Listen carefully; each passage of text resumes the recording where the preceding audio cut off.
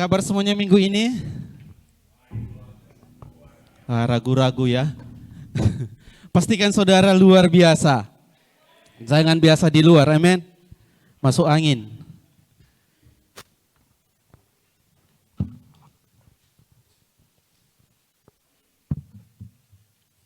Ada yang masih ingat udah berapa lama kita dari Bible Camp?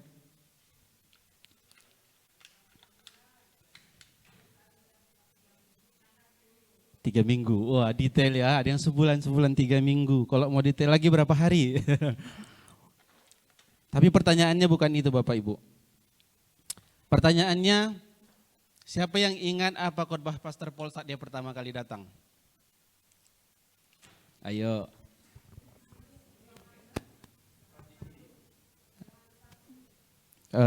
Tema khotbahnya tentang 3, iya. Oh udah mulai ini, ayo kupas lagi, 3 apa?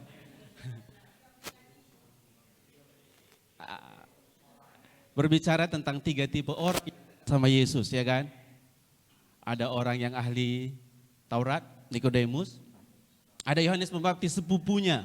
Terus satu lagi, perempuan Samaria yang Yesus minta minum sama dia, ya kan? Terus setelah kita pulang Bible Camp, goodnya apa tema khotbahnya? 3 raja. Wow, ingat semua ya. Minggu lalu? Oh sebelumnya, Pastor Is. Ada 2 Adam. Iya kan? Adam yang pertama dan Adam yang kedua. Adam ketiga kita. Enggak, jangan. Minggu lalu, pengkhotbah kita yang baru, tepuk tangan dong.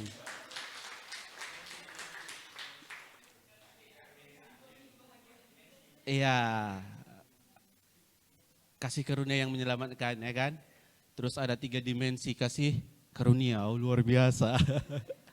Ada 3 ya.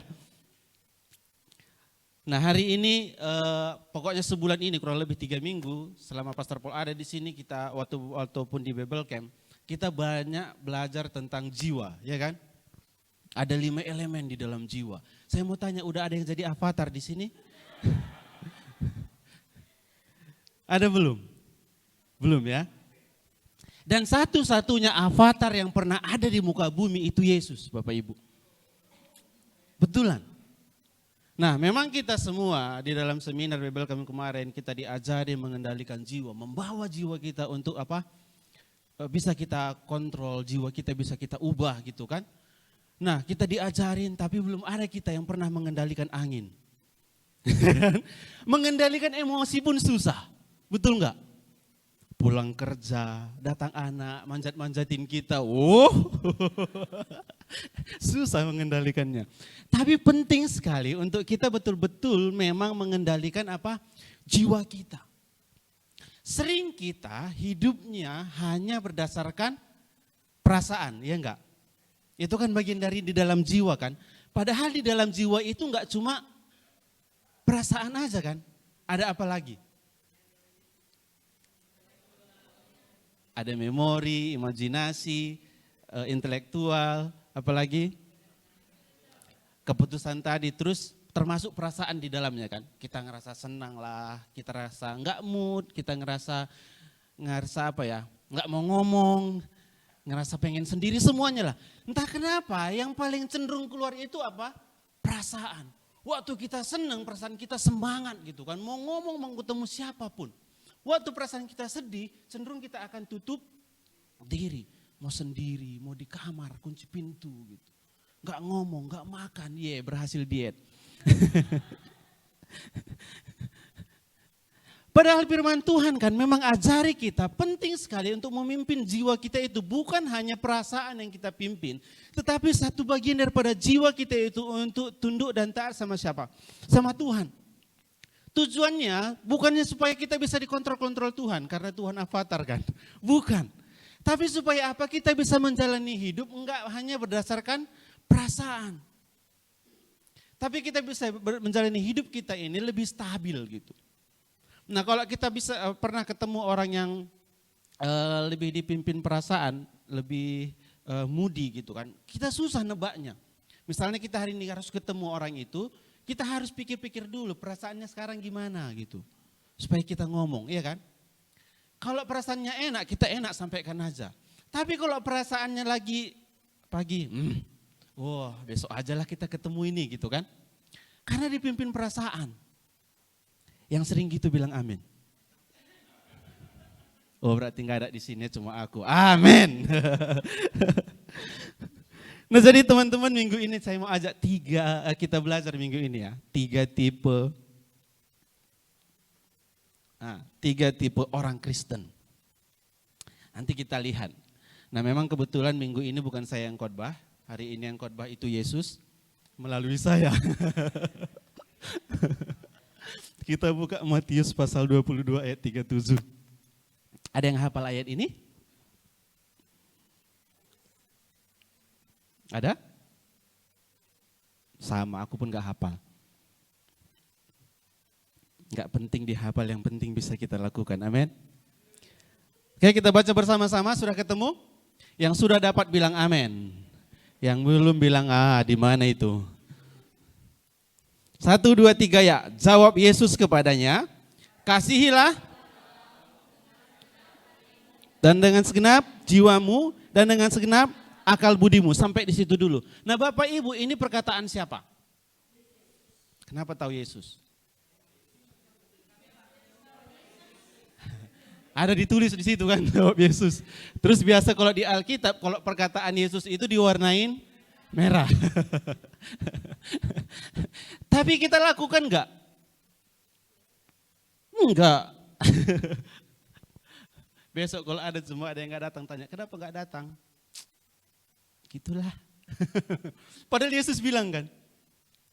Jawab Yesus, kasihilah Tuhan Allahmu dengan segenap hatimu dan dengan segenap jiwamu. Nah bayangkan waktu Yesus bilang dalam segenap jiwa, kita kan udah belajar ada 5 hal di dalam jiwa. Berarti kelima hal itu kita harus bawa tunduk kepada siapa? Tuhan, betul kan? Terus lagi dengan segenap apa? Akal budimu. Salah enggak jadi pintar Bapak Ibu? Enggak, silahkan pintar sepintar-pintarnya lah. Tetapi kepintaran kita itu pun harus tunduk kepada firman Tuhan. Ya kan? Ayat 28 bilang, itulah hukum yang terutama dan yang pertama. Terus ayat 29, dan hukum yang kedua yang sama itu ialah kasihilah sesamamu manusia seperti dirimu sendiri, mengasihi. Dan yang paling luar biasa ayat yang ke-40 bilang seperti ini. Pada kedua hukum inilah tergantung seluruh hukum Taurat dan kitab para nabi. Nah jadi kalau kita lakukan 2 hal ini, kita sudah menyelesaikan hukum Taurat. Bilang sama sebelahnya, kamu ahli Taurat.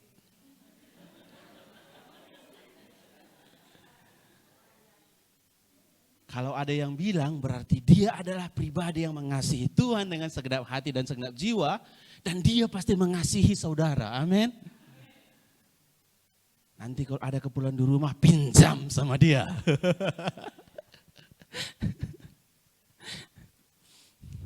Ini firman Tuhan kepada kita, mengasihi Tuhan dengan segenap hati, segenap jiwa, segenap akal budi kita.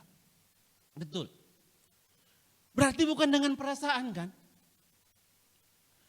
Saya nggak tahu kalau kita pernah lihat ini, ada pernah survei bilang 95% orang yang cari Tuhan itu adalah orang yang punya masalah. Iya. 5%-nya sadar diri. Memang perlu untuk menyembah Tuhan gitu. Tapi bayangkan 95% itu, saya nggak tahu apakah kita di sini termasuk bagian yang 95%. Tapi betul-betul ketika ada masalah yang mereka cari siapa? Tuhan, walaupun mereka enggak langsung berdoa, tapi dalam hatinya Tuhan tolonglah, Tuhan bantulah, Tuhan tolonglah, Tuhan bantulah gitu. Berdoa, berpuasa. Enggak salah, silahkan.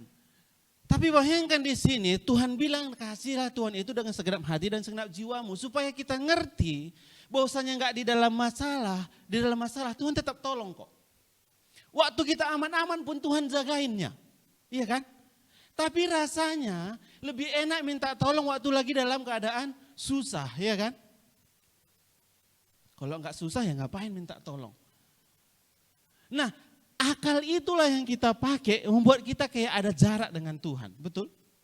Kita ngerasa aku lagi gak butuh apa-apa, ngapain minta tolong sama Tuhan? Padahal kalau kita mengerti, kita harus tundukkan jiwa kita sama Tuhan. Bukan hanya keperluan kita membangun hubungan dengan Tuhan. Bukan karena ada perlu kita, ya kan? Tapi kita membangun hubungan dengan Tuhan karena memang kita ini anak dengan Bapa.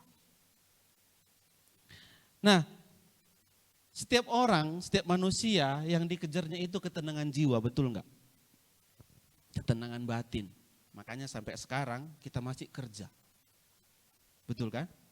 Nabunglah, nyimpan untuk dana pensiun nanti. Itu ada juga di Alkitab.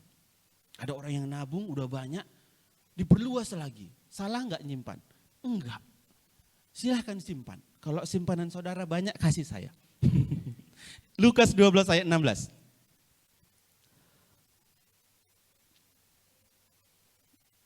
Sudah ketemu? Belum? Lagi nungguin ya? Enggak usah buka. Oke, kita baca sama-sama. Udah ketemu ya? 1, 2, 3 ya. Kemudian,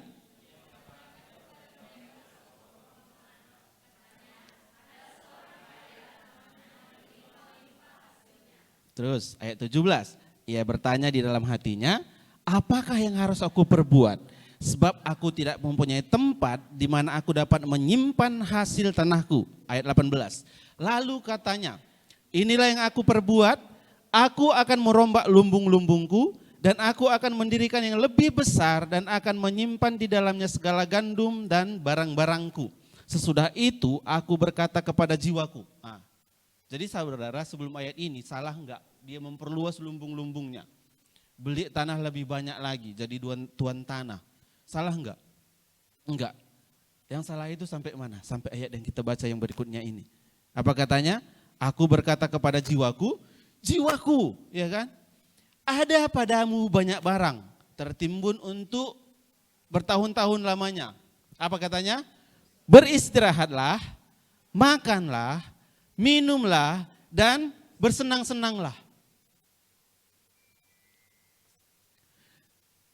Itu amin itu, bagian dari amin digital. Nanti ada dari pesaingnya yang bilang satu lagi nadanya. Karena ini online gak bisa kita bilang. Nah jadi lihat waktu dia bilang jiwaku padamu ada semuanya. Tenanglah, istirahatlah, makanlah, minumlah, bersenang-senanglah. Ini gak yang dicari semua orang. Betul, semua orang cari ini. Siapapun yang masih bernapas di bumi ini yang dia cari, betul kan? Enggak salah, silahkan. Nah tapi waktu dia bilang, tenanglah, makanlah semuanya. Masih ada enggak dia lihat di sini ke orang lain atau ke Tuhan? Dia sudah mulai melihat kepada apa? Dirinya sendiri. Senang-senanglah. Capek kali pikirkan orang lain. Padahal di atas tadi kita lihat mengasihi Tuhan dengan segenap hati, segenap jiwa. Dan yang kedua hukumnya apa? Mengasihi sesama manusia seperti harusnya dia ajak orang lain untuk jadi tenang bersama dengan dia, betul enggak?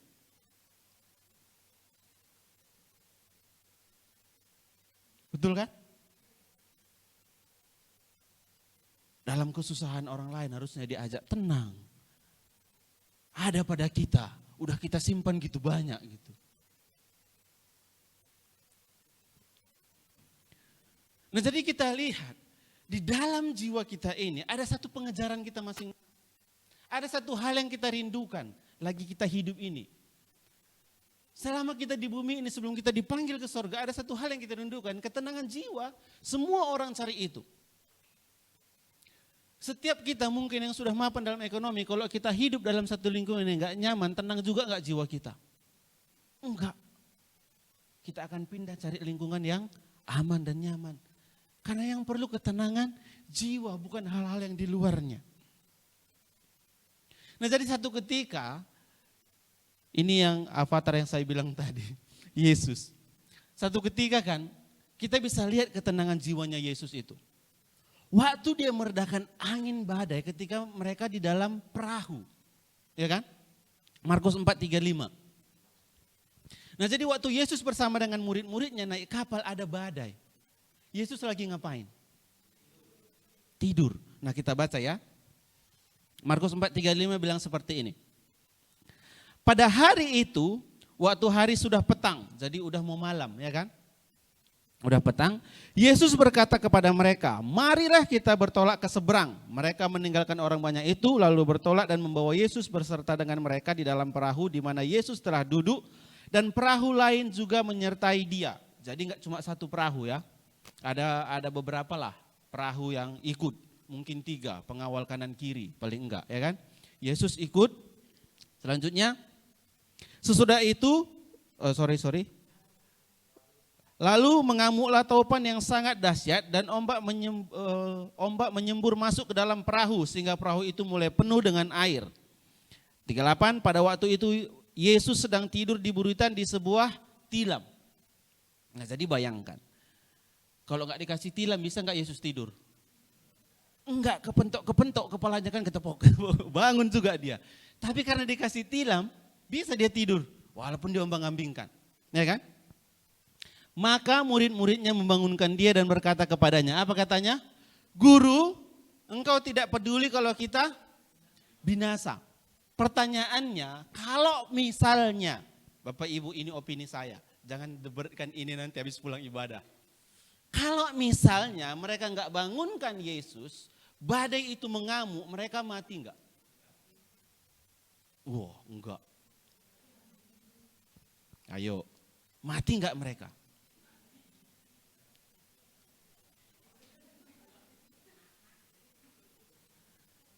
Opiniku enggak mati. Karena Yesus ada dalam perahu itu dan tujuan Yesus di dunia ini belum digenapi untuk mati di kayu salib. Dan Yesus hanya bisa mati waktu disalibkan, enggak bisa mati di mana-mana. Harus mati di kayu salib. Nah jadi kita bayangkan kenapa Yesus bisa gitu tenang tidur, karena dia tahu semenderita apapun, semenjerit-menjerit apapun ombak ini, aku enggak akan bisa mati di sini. Aku harus mati digantung gitu kan. Jadi makanya Yesus udah tenang aja enggak matinya gitu. Ada yang pernah naik wahana yang mengerikan? Enggak tsunami lah. Roller coaster lah, ya roller coaster gitu. Waktu kita naik roller coaster menjerit-jerit enggak? Menjerit kan? Padahal kita tahu kita udah dikasih safety, betul enggak? Udah dikasih ini penjaga badan, dikasih ikat pinggang, dikasih apa lagi, dikasih wejangan. Tapi waktu kita naik itu seolah-olah berakhir enggak dunia kita? Menjerit sampai habis suara kan. Gitu turun, besok-besok ke situ naik lagi. Kita lihat murid Yesus ketika mereka ada di sana, kira-kira seperti kita naik roller coaster lah. Kita udah tahu nggak akan mati kan? Kita udah pasti tahu roller coaster itu nggak mungkin jatuh. Udah ada standar keamanannya kan, makanya itu bisa ada. Tapi waktu kita naik di sana, seolah-olah dunia kita berhenti gitu, kayak udah mati aja kita gitu. Wah, kira-kira gitulah murid Yesus. Sampai-sampai dia bilang, guru nggak kau peduli, kita udah mau mati. Kenapa mereka bisa ngomong seperti itu? Jawabannya ada di bawahnya Bapak Ibu. Kita lihat. Lalu yang ini ya 39. Ia pun bangun menghadap angin itu dan berkata kepada danau itu. Diam, tenanglah. Angin itu reda dan danau itu menjadi teduh sekali. Inilah satu-satunya manusia yang pernah jadi avatar di muka bumi. Kalau avatar yang kita tonton di anime-anime itu cuma pikiran orang. Enggak ada itu. Sumpah demi podium ini. Kan enggak bisa bersumpah demi Tuhan ya kan. Suruh cari di negaranya mereka, suruh dinaikkannya air, enggak akan bisa. Serius, mau pakai ilmu dukun-dukun apa dia? Gitu di kamera enggak akan mungkin. Tapi Yesus betul-betul dia berbicara, dia enggak perlu gerak-gerak dengan yang aneh-aneh. Dia hanya berbicara kepada siapa? kepada danau itu. Kenapa Yesus bisa? Karena kalau ditarik dunia ini sebelum ada, waktu Yesus bersama dengan Allah ciptakan dunia ini pun gak pakai gerakan, ya kan? Dia hanya firmankan saja. Dia hanya perkatakan saja dan itu semuanya jadi. Dan Yesus waktu dia menjadi manusia, dia masih pakai itu. Sekalipun saat Yesus menjadi manusia, katanya kan dia mengosongkan dirinya, dia menjadi 100% manusia. Tapi dia tahu otoritas yang ada di dalam diri manusia itu. Makanya dia bisa jadi avatar. Satu-satunya manusia yang pernah jalan di atas air siapa? Yesus. Kalau ada katanya yang lain, gak tahu. Tapi yang dicatat hanya Yesus. Betul gak? Yesus bisa jalan. Dia bisa redakan badai karena dia avatar yang sesungguhnya. Terus mereka menjadi sangat takut dan berkata seorang kepada yang lain. Kita baca sama-sama, 1, 2, 3 ya. Siapakah gerangan orang ini? Avatar. Sehingga angin dan danau pun taat kepada dia, bayangkan. Jadi jiwa mereka gak tenang di dalam badai itu. Mereka menjerit-jerit histeris di dalam badai itu karena satu hal. Mereka nggak tahu siapa yang lagi tidur ini. Betul nggak? Kalau aja kita tahu sekarang dalam ruangan ini ada Yesus duduk lipat tangan. Masih nggak kita menyembah, oh haleluya, nyari-nyari? Enggak kan? Karena kita tahu misalnya Yesus duduklah di kursi kosong ini. Pasti kiblatnya kita nyembah kemana? Ke situ kan? Oh Yesus yang kami sembah. Maksud saya gini, kalau mereka tahu yang menyertai mereka itu Yesus, mereka tahu kuasanya Yesus dan mereka tahu siapa Yesus ini, saya yakin jiwa mereka akan tenang. Pasti mereka rasanya pun kayak naik roller coaster, iya. Enggak ada lagi yang teriak-teriak, karena mereka tahu enggak akan mungkin kita binasa. Apalagi seandainya mereka tahu tujuan Yesus datang ke bumi ini, meninggal untuk apa? Mereka tahu tujuan Yesus datang ke dunia ini untuk menebus dosa manusia dan finalnya di atas kayu salib. Mereka nggak perlu takut. Itulah pentingnya kenapa tadi kita harus memimpin jiwa kita dengan segenap pikiran kita, dengan segenap akal budi kita, dengan segenap hati kita untuk datang menyembah Tuhan. Jadi bukannya kita pakai kekuatan kita untuk cari Tuhan, bukan. Tapi karena Tuhan mengasihi kita. Karena gitu kita betul-betul Tuhan itu mati untuk kita. Supaya kita bisa mengerti identitas kita di dalam Kristus. Itulah tujuannya Tuhan suruh. Ayo kasih Tuhan Allahmu dengan segenap hatimu. Bukan pakai kekuatan. Supaya Tuhan berkenan sama aku hari ini aku doa 5 jam. Yang komplain siapa? Istri, kapan kau kerja Pak? Doa aja kau terus. Enggak makan-makan lah kita. Iya enggak? Nah tapi kalau kita mengerti identitas kita dalam Kristus, kita tahu siapa yang menyertai kita. Kita tahu Yesus itu ada satu perahu loh sama kita. Tenanglah jiwaku. Amin. Bilang sama sebelahnya, tenanglah jiwamu. Ada Yesus di dalam dirimu. Yesusnya tenang tapi kita sering yang gak tenang, amin. Ada Yesus dalam diri kita, sering kita lupa. Saya sampaikan ini, saya lagi ngomong sama saya. Benar. Karena memang manusia ya gitu, kita terbuat dari tanah, betul enggak? Kalau udah habis, nggak akan mikir kita Tuhan, gimana ini Tuhan. Otak kita manusia langsung jalan kan. Kita langsung, cari sana cari sini. Manusia wajar. Tapi kalau kita mulai sadar, pelan-pelan identitas diri kita dalam Tuhan, kita mulai mengerti hubungan kita dengan Tuhan bukan karena hubungan pekerjaan, bukan karena hubungan yang lain-lain, tapi karena anak dan bapak. Jadi kita bisa mengerti bahwasanya kita bangun hubungan itu bukan hanya karena kita butuh. Saya bangun hubungan dengan anak saya Geo bukan karena Geo butuh saya, tapi saling membutuhkan. Saya butuh anak saya, betul enggak? Iya kan? Kalau cuma Geo yang butuh, saya bisa pergi-pergi dia kejar-kejar saya kan? Saya enggak butuh. Tapi karena saling butuhkan dia datang kita peluk. Betul enggak? Karena saling mengasihi. Nah itulah pentingnya Bapak Ibu memimpin jiwa kita tadi. Supaya kita enggak menjadi tipe Kristen yang kita bahas ini. Pertama, tahu wortel? Bukan warung telepon, wortel sayur. Tahu? Bilangnya wortel atau wortel sih? Oh. Oh iya, Bapak itu baru benar, keret. Wortel itu mentah keras enggak? Dipukul ke meja itu puk kerasan kayak kayu.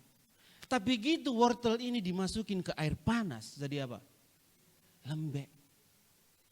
Banyak orang Kristen yang seperti itu. Keras, semangat. Lagi diberkati, haleluya. Aku mau melayanimu Tuhan. Haleluya. Puasa 3 hari 3 malam. Gitu kena beras kurang di rumah. Melempem. Ayo Pak, semangat. Ya kalianlah dulu lah.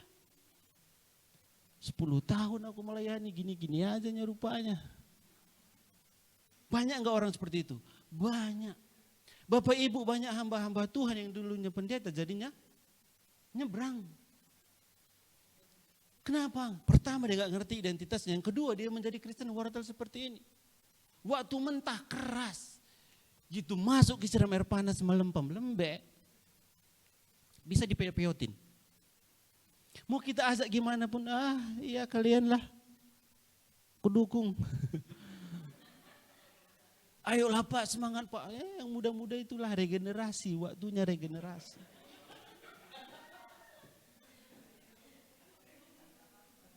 Pernah ngalami Bapak Ibu?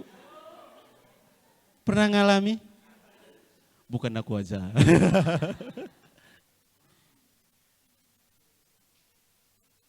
Semua kita pasti tahu ceritanya Ayub.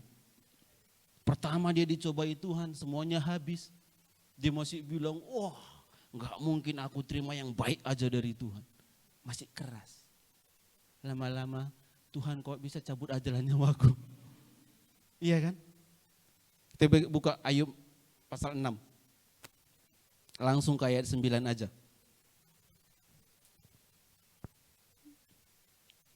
Saya bacakan.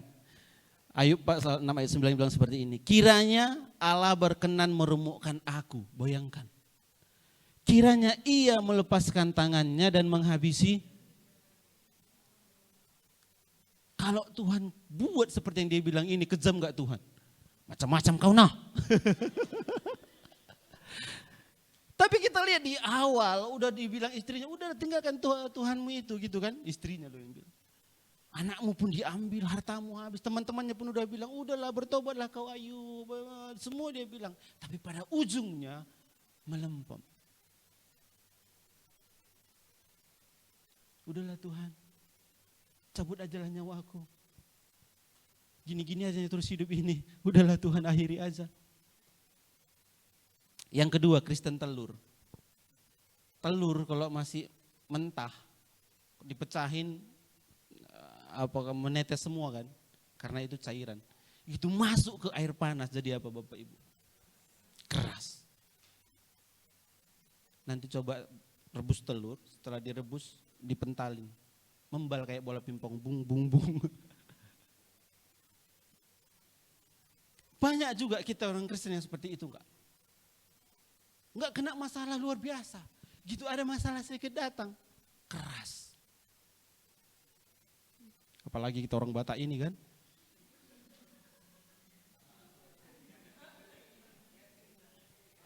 Firman Tuhan kau bilang dari periuknya nasi.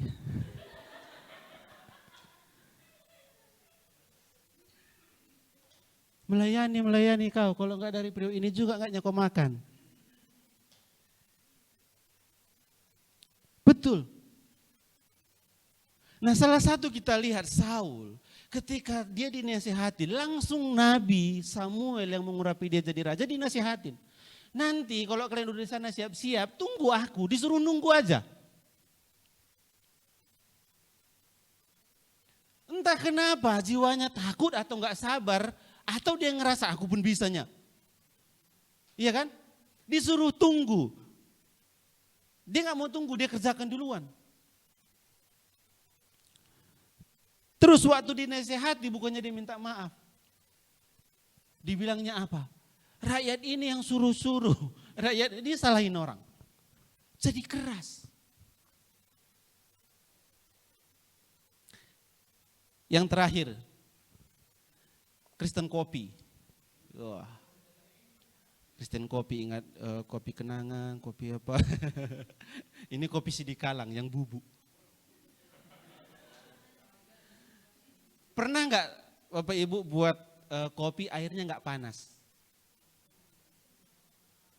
Ngambang jadinya kan. Terus nggak ada aromanya.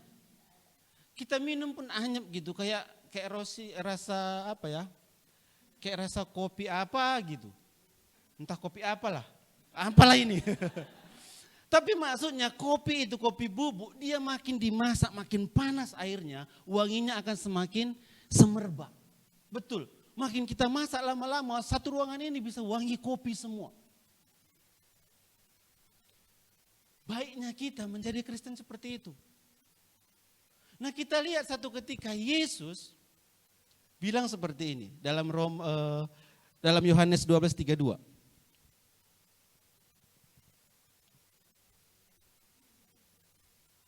Dapat Yohanes 12 ayat 32? Kita baca sama-sama ya. 1, 2, 3 ya. Dan apabila aku ditinggikan dari bumi, aku akan menarik semua orang datang kepadaku. Terus, ini dikatakannya untuk menyatakan bagaimana caranya ia akan. Luar biasa enggak Yesus ini? Dia tahu kalau dia akan mati nanti di kayu salib kan. Terus bilang nanti kalau aku dibunuh di kayu salib, senang kali kayaknya dia ceritakannya. Padahal dia yang akan mau disalibkan, semenderita-menderitanya. Bukan hanya masalah nggak makan, bukan hanya masalah, dia tipu aku, bukan hanya masalah itu. Ini masalah nyawanya yang akan digantungkan di kayu salib. Dia dihina, dia disiksa, dicambuk, bla bla bla segala macam. Kalau kita lihat bagaimana kematiannya itu mengerikan. Tapi dia bilang nanti kalau aku ditinggikan di kayu salib, aku akan menarik begitu banyak orang datang kepadaku. Enggak ada sedikit pun dia simpan sakit hati kan? Terus dibilang selanjutnya lagi, ini dia nyatakannya karena dia tahu bagaimana nanti dia matinya. Artinya dia tahu pun dunia ini akan mengkhianati dia tahu pun semua yang akan dia alami, tapi dia tetap menjadi Kristen kopi tadi. Membuat semua orang di situ semerbak, wangi semua. Ini yang namanya meletakkan bara di atas kepala orang. Pernah taruh? Jangan, terbakar rambutnya. Tapi itu ada di firman Tuhan. Kita lihat, ini ayat terakhir, Roma 12:20. Roma 12:20 bilang seperti ini. Tetapi jika seterumu lapar, apa? Jangan update status. Bapak Ibu keluarga ini kekurangan ini, kasih.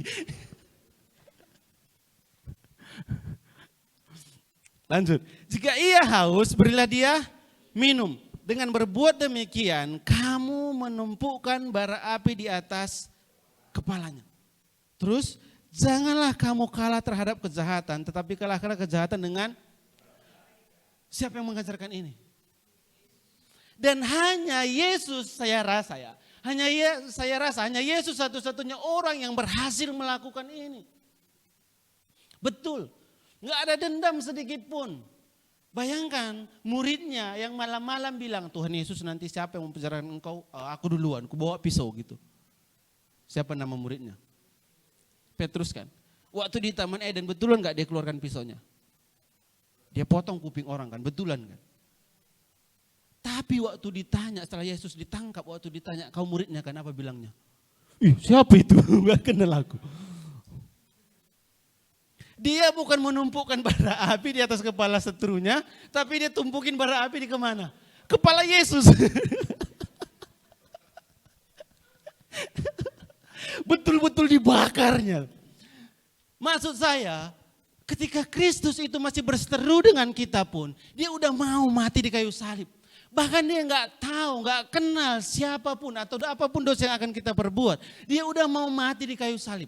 Dan dosa yang dia tanggung itu bukan hanya dosa kita yang semalam atau dosa-dosa yang dulu. Dosa yang semalam, yang sekarang, dan dosa yang akan datang. Karena dia mati sekali untuk selamanya. Dan inilah firman Tuhan yang harus dimakan jiwa kita setiap hari. Supaya apa? Supaya kita tahu pengharapan kita bukan pengharapan yang cuma sekali. Tapi pengharapan kita yang baru setiap pagi. Pengharapan kita selalu ada. Gak peduli apakah kita saat ini sedang hancur-hancuran. Gak peduli saat ini kita sedang bermegah-megahan saat diberkati Tuhan. Pengharapan itu tetap baru bagi setiap kita setiap hari. Sadar atau enggak sadar. Janji Tuhan itu selalu iya dan amin. Ngerti atau kita enggak ngerti. Tuhan itu selalu ada untuk kita. Nah waktu saya merenungkan menumpukkan bara api di atas kepala orang itu enggak gampang Bapak Ibu. Enggak gampang. Enggak usah dulu orang lain. Yang di rumah yang samping kita aja pun kadang enggak bisa. Udah sama tidur, sama berantem, pukul-pukulan. Kadang susah betul enggak? Kadang lagi mood bagus, bangun pagi. Besok paginya mood lagi enggak enak. Nampaknya enggak aku keluarin nih. Banyak yang ketawa berarti enggak cuma aku ya.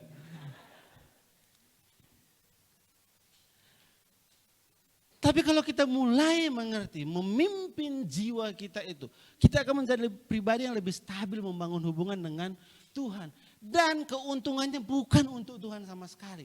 Dan bukan untuk pribadi kita sendiri. Kita akan mulai stabil membangun hubungan dengan siapa? Orang yang ada di sekeliling kita. Mulai dari rumah kita, mulai dari istri kita, mulai dengan anak kita, mulai dengan tetangga kita, mulai dengan komunitas kita, tempat kita kerja masing-masing. Amin Bapak Ibu.